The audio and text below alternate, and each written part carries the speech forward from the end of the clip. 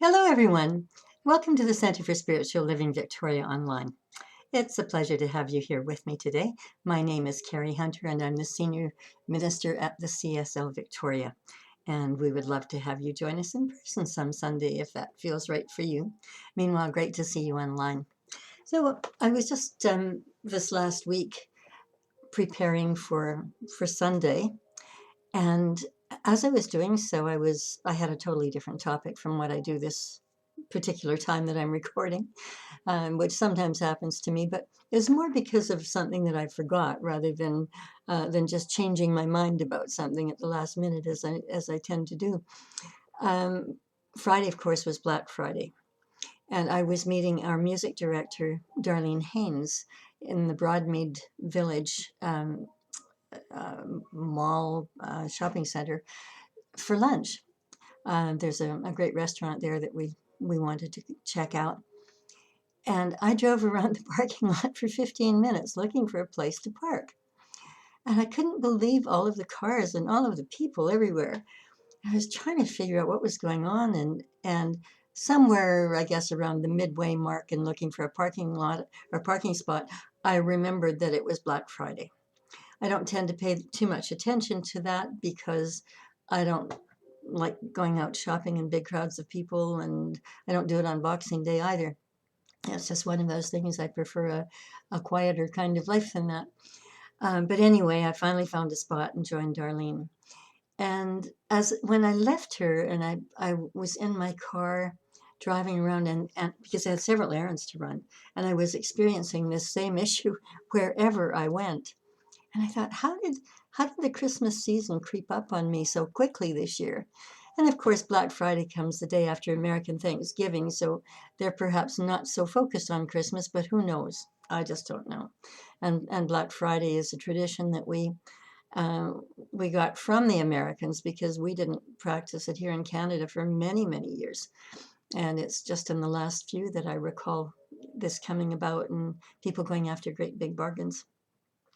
So when I realized that Christmas is just around the corner, notwithstanding the fact Darlene and I were getting together to talk about our Christmas service, I suddenly realized that this is Advent Sunday, the first Sunday of Advent, the first of the 4 Sundays before Christmas Day. And it just happens that this year it's in November rather than in December. And so I thought, I guess I'd better switch gears and just get into Christmas mode here. And that's what I've done today. So my talk today is called Gold, Frankincense, and Myrrh.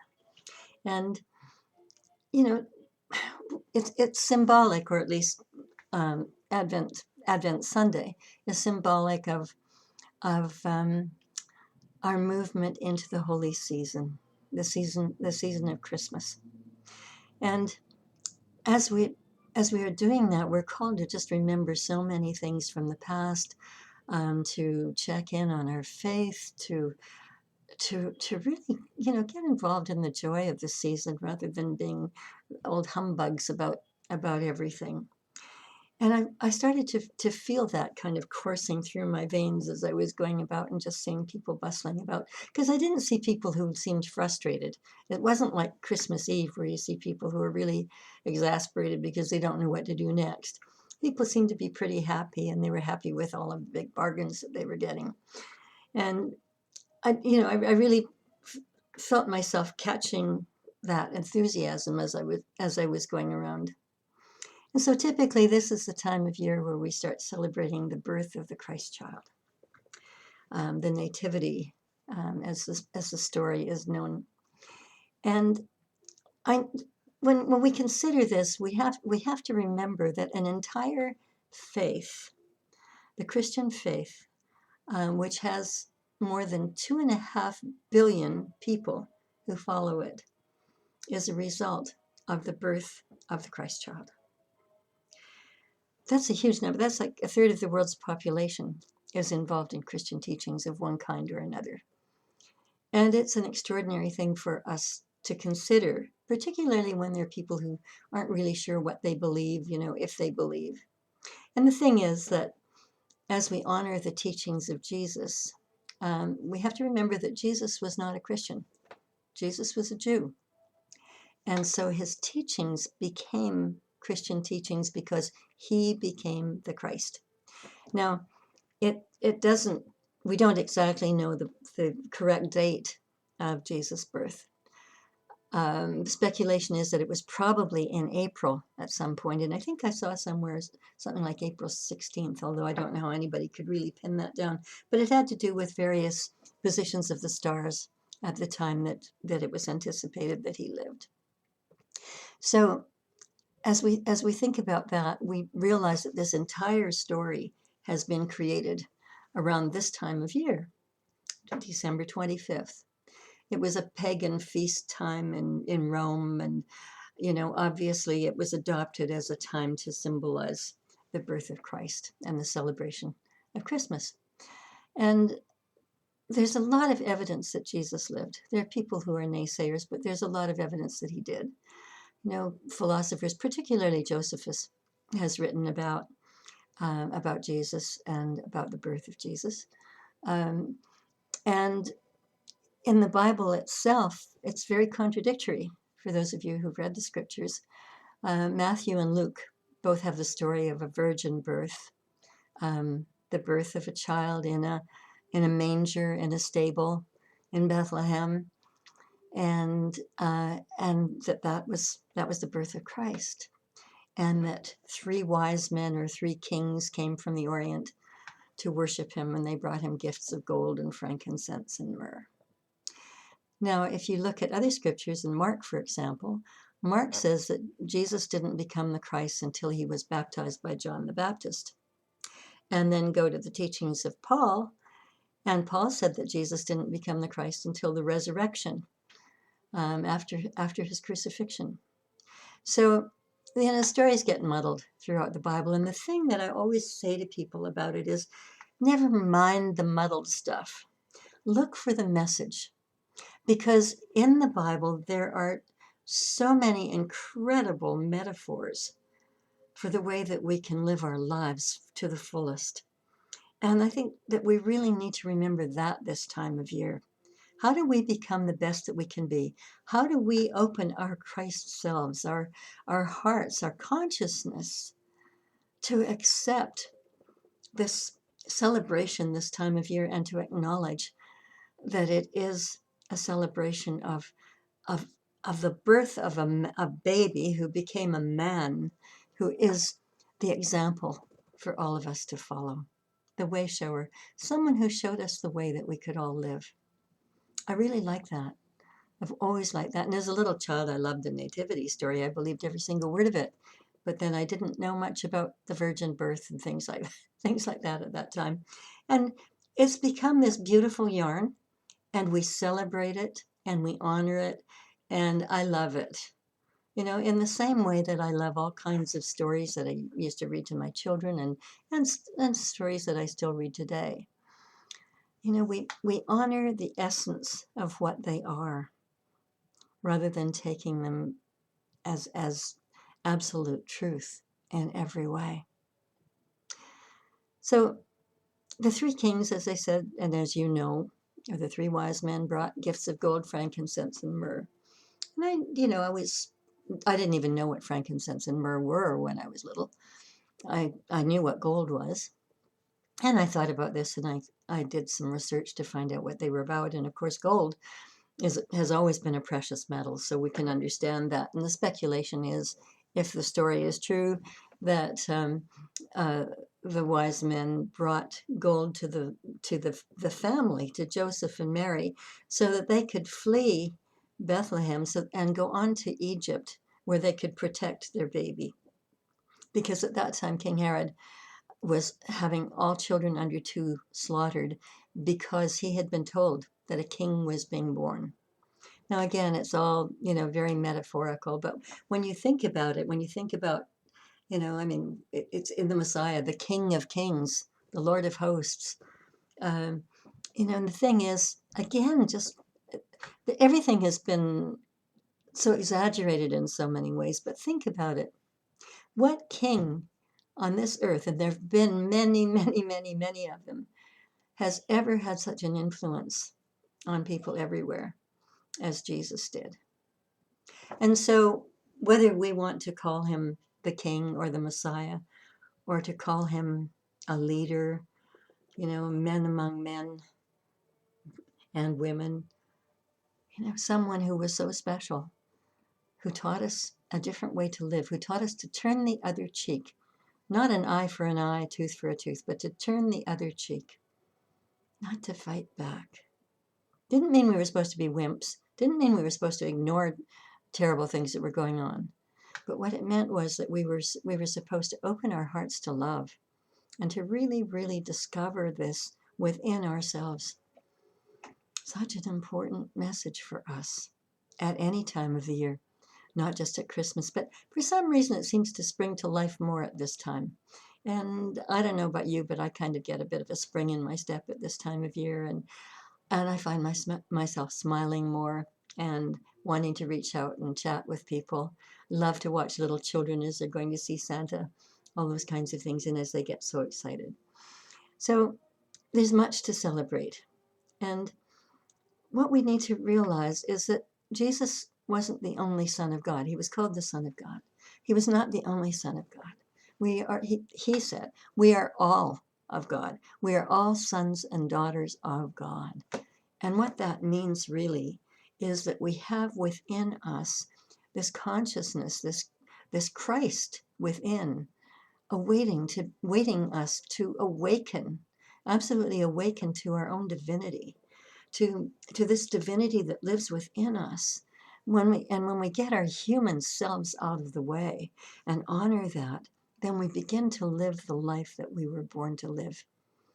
And we begin to become people who can do so much more than we ever dreamed we could do before that time. And so right now it's about us kind of pondering things in our own hearts. Remember Mary saying she pondered things in her heart. Again, a biblical quote. But we need to be pondering things in our own hearts right now and seeing what we believe. What is our faith? Do we have faith that Jesus lived? Do we have faith in this whole Christmas tradition? Do we have faith that the living Christ is within each of us, just waiting for us to wake up and notice? Do we have faith in spite of what we see, in spite of what we experience? Because right now things are not very positive on this planet in so many places, and certainly here in British Columbia, we have a lot of suffering right now with the flooding that is going on in so many places, and it is heartbreaking. And so it's time to basically go within and to really awaken to who we are and to see what is ours to do. It's not about it's not about us getting lots of stuff at Christmas, and it's not about all of the shopping. It's not about the great big deals that can be made on Black Friday or on Boxing Day or any time in between now and Christmas. It's not about the expensive gifts. It's not about any of those things. It's about us realizing that, that Jesus, as the Son of God, said we all are sons and daughters of God. I mean, of course, the Bible wasn't gender neutral, but we need to remember that. But Christmas helps us to renew our faith. Jesus didn't come to save us from sin, which is what traditional religions have taught for such a long time. He came to awaken that divinity within us. He came to show us the truth of who we are, that we are spirit having a human experience, just as he was spirit having a human experience, the experience of a perfect being, the perfect being that he became. And so, excuse me, sorry, at this time of year, I don't know about you, but I find that my heart just opens and there's a kind of ancient yearning in it. There's a yearning to be close to all those I love. There's a yearning to feel that joy to the world. There's a yearning to give. And I think I mentioned last week that our center has been raising money for the BC SPCA so that we can assist those in flooded areas. Well, the SPCA can continue to assist those in flooded areas and to help rescue animals, because it has really been a dreadful, dreadful disaster.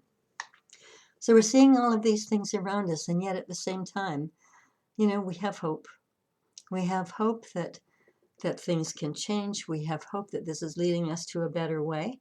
I heard someone a couple of days ago just say that, in fact, this is not caused by climate change. This was a person of science, excuse me, said it's not about climate change. And of course, we felt that it is about climate change. But he said, no, it's been the mismanagement of the land that didn't have to do with global warming specifically. And so this can be fixed. On the other hand, I saw some good news today about the climate crisis, and the slight reverse, even though we hear how terrible things are.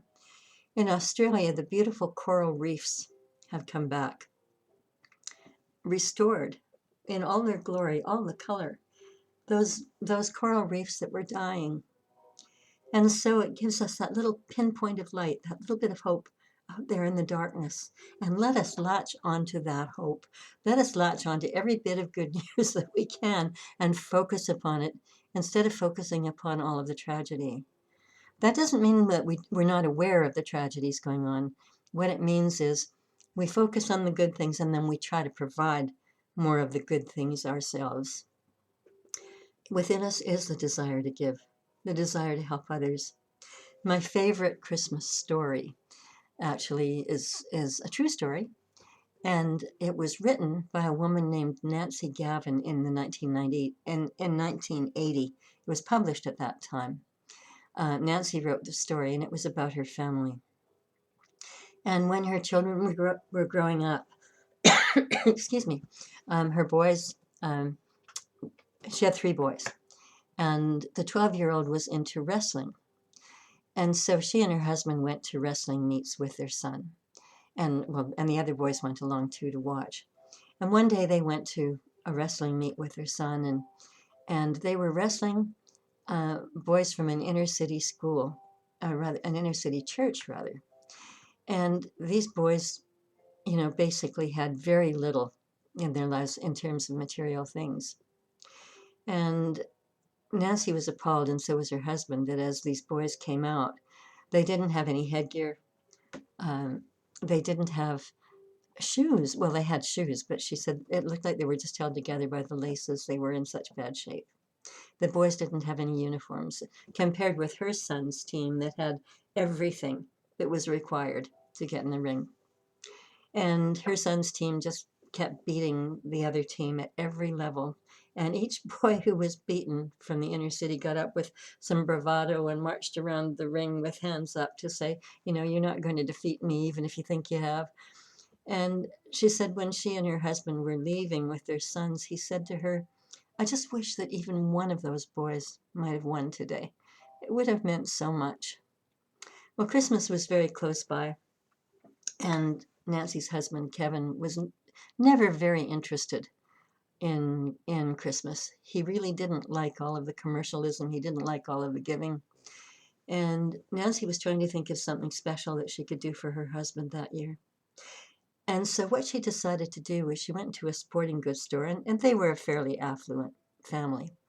And she bought headgear and shoes for all of the boys at the inner city church. And she had them sent over anonymously with a note that the boys could come in and change them for the right size if they didn't have shoes to fit them. And then she wrote a note to her husband and telling him what she had done for him at Christmas that year. And she put it in an envelope and sealed it and put it on the Christmas tree. And so Christmas morning, the boys were all excited, and they unwrapped their gifts, and Nancy and her husband unwrapped gifts from others as well. And then the last gift was the envelope on the tree. Well, Kevin said that he had never, ever had anything so meaningful, and he just was beaming. And she said all over the Christmas holidays, he was so filled with joy. And it was because he knew that because he lived, because he existed, because of the way that he thought, his wife had thought to do this for him. And so each year, she did something like that. The next year, it was she paid to have a group of disabled children taken to a hockey game. She bought tickets for them, arranged the transportation. The year after that, two brothers whose home had burned to the ground and they had lost everything, she made a donation to them. Again, everything was done anonymously, and it was put into a note on the tree for her husband. And so every year, what happened was the boys would just sit waiting for Dad to take that envelope off the tree and to watch him light up with it and to experience the joy that he felt because of it. And I love that story, but it doesn't end there. Kevin passed away with cancer at a fairly early age. The boys were in their late teens, and the family was bereft. And Nancy said that she didn't know how she could even put up a Christmas tree that year. She was in so much pain, so much grief. But she did manage to put it up. And she had an envelope. And in that envelope, she had the gift for her husband that year. Chokes me up. And I tear up pretty easily this time of year, but I guess every time of year. Anyway, it was her gift to him that Christmas. And she went downstairs at night after the boys had gotten to bed, and she put this on the tree. And the next morning, when everyone gathered together for Christmas morning, there were 4 envelopes on the tree. Each of her sons had done the same for their dad. Nancy passed away a couple of years after she wrote that story, and someone tracked down the boys, or one of the boys, and he said that all of them were now married and had children of their own, and they were carrying on that same tradition with their own children. And I thought, wow, imagine how you would feel. Just imagine the joy of knowing that you were doing that, you were giving that kind of gift for someone else. Really makes other gifts seem really quite meaningless unless people are in desperate need of them. And so, as I was thinking about that, I was thinking, the world is really waiting for us, is waiting for our stories, is waiting for our gifts. Not the fancy gift-wrapped things, but the gifts that we have to give to others that really make a difference in their lives, that make a difference in our own lives because they open our hearts so widely and they bring so much joy to others and to ourselves. And I think that this feels especially close to me this Christmas coming because of what we're seeing in this province. People who've lost their homes, who've lost their livestock, who've lost farms and ranches and roads that are torn up everywhere. And the rain is still falling as I'm recording this. And there's another terrible storm that's expected in a couple of days. We're bigger than this. We're bigger than tinsel on the tree. We're bigger than all the gift wrapping and the bows and whatever happens to be in the package. We are packages of God stuff. And so, what is it that is ours to give this Christmas? What is it that we can do? I think that we can all consider something. It might be taking a warm coat to our place or to the mustard seed. I've heard the mustard seed is in desperate need of men's coats. They don't have to be new. Sleeping bags, backpacks with toiletries in them, whatever. We did that as a center a couple of years ago, and it was absolutely remarkable.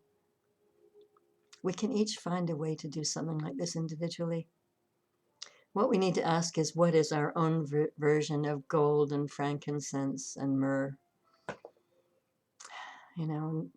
Gold, the precious metal, frankincense, resin from a tree that helps relieve bodily pain. Myrrh, which was mixed with wine back in the days of Christ to kind of stupefy people before they underwent very painful physical experiences. We don't need to be thinking about the physical so much right now as we need to be thinking about our hearts thinking about the love in our hearts.